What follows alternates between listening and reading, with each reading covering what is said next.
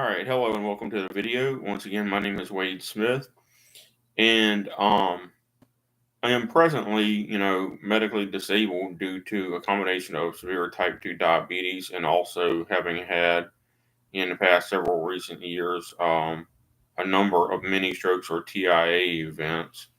Officially, they're diagnosed as TIAs. I don't know what the heck they really are, but I've lost about 50% of both the feeling and the grip strength in my left hand and in both feet.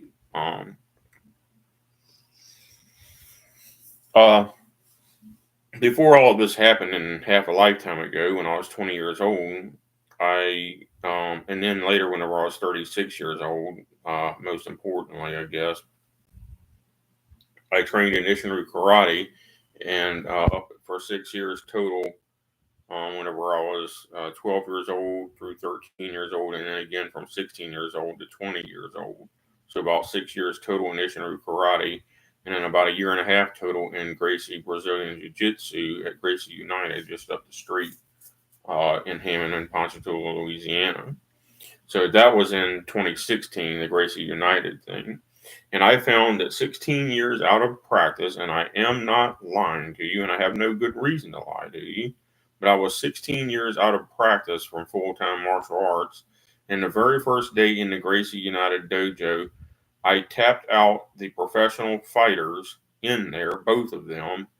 One of them had 20 something professional wins, at least 20 professional wins, and the other had 6 professional wins. The individual who had 20 something professional wins, I tapped him out 3 out of 4 rolls on the very first day based on what I knew from the karate and Japanese jiu-jitsu class that I had quit some 16 years earlier. And so people who are like, don't believe this, I can demonstrate it to you. I can tell you exactly what I did to him. I tapped him out twice with the front wrist lock and once with the disarmer. And he tapped me out once with the disarmer, and it was full rolls. I tapped out the heavyweight pro fighter in there who had 6 professional wins. I tapped him out twice, and I'll even show you what I tapped him out with. I tapped him out with this right here, nerve bundle on the side of the neck, and he verbally submitted. And I tapped him out right here with actually the blade side of the hand under the nose at a 45-degree angle and gripping the back of his head so he couldn't get away with it on the ground. And he tapped out and verbally submitted. And it hurts like hell if you've never had it done on you. Get somebody else to demonstrate it to you because you can't do it to yourself hard enough to make it hurt that bad.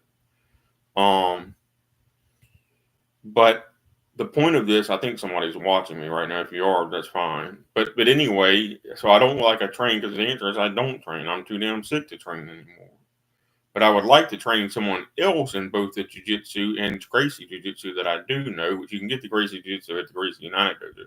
You can't get Japanese jiu-jitsu at a Gracie United dojo, and you can't get real karate striking at a Gracie United dojo because they never work on striking. They think they are, and they don't. They work on striking like once a week, and they think that just beating on a bag with no formal training in striking is sufficient to be a pro fighter, and it absolutely is not. You need supervision from someone that's been trained to throw a real A+ punch or kick.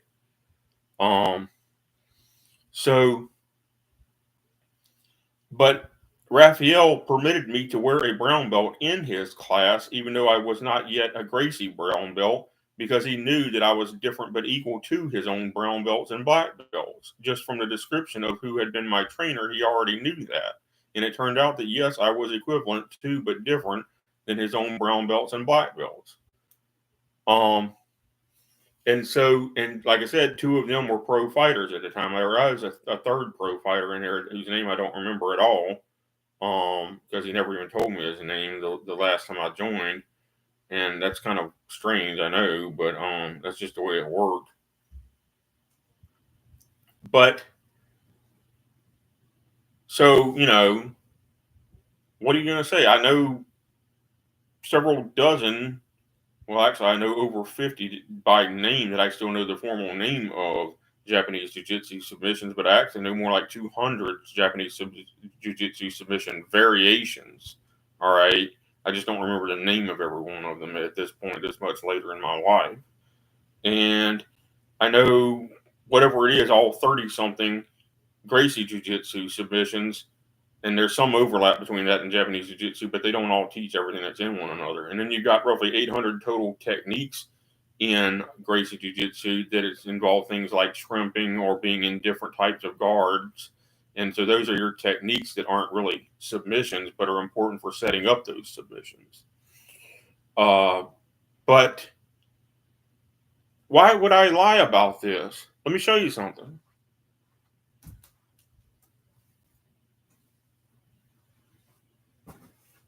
This is my first Q plaque. This is the first Q plaque from the Karate and Japanese Jiu Jitsu school. Last belt promotion before black belt, because I technically quit before while I was black belt testing for other life reasons. But that is way back in the year 2000, as you'll see written there. January, I think, of 2000. So first Q is the last belt ranked before black belt.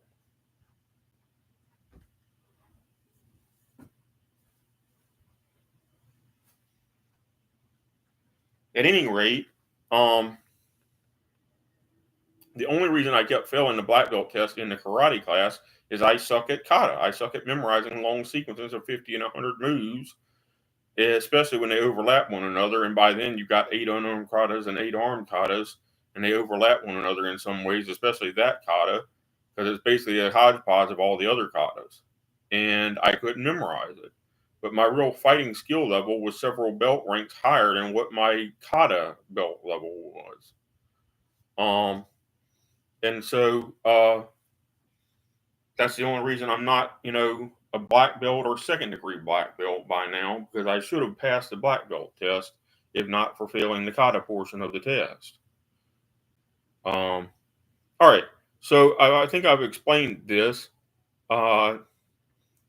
Don't judge a book by its cover. And pro fighters are not invincible. They get beat even when they spar with people, and they either get beat or stalemated when they spar their best sparring partner. Otherwise, they wouldn't be learning anything.